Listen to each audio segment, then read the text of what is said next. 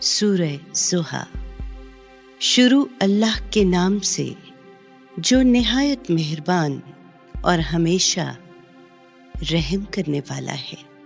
اے پیغمبر، ہم کو قسم ہے روز روشن کی اور رات کی جب کہ وہ سکون کے ساتھ طاری ہو جائے، کہ تمہارے رب نے نہ تم کو چھوڑا ہے اور نہ تم سے بیزار ہوا ہے۔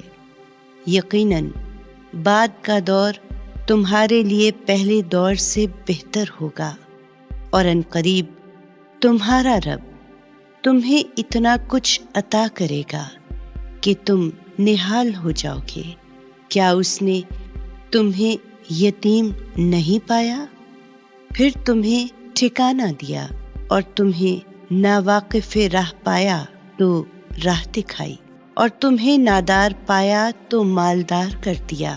لہٰذا ان نعمتوں کے شکریہ میں یتیم پر سختی نہ کرنا اور سائل کو نہ جھڑکنا، اور لوگوں سے اپنے رب کی نعمتوں کا تذکرہ بھی کرتے رہا کرنا، کہ یہ بھی شکر گزاری کا ایک طریقہ ہے۔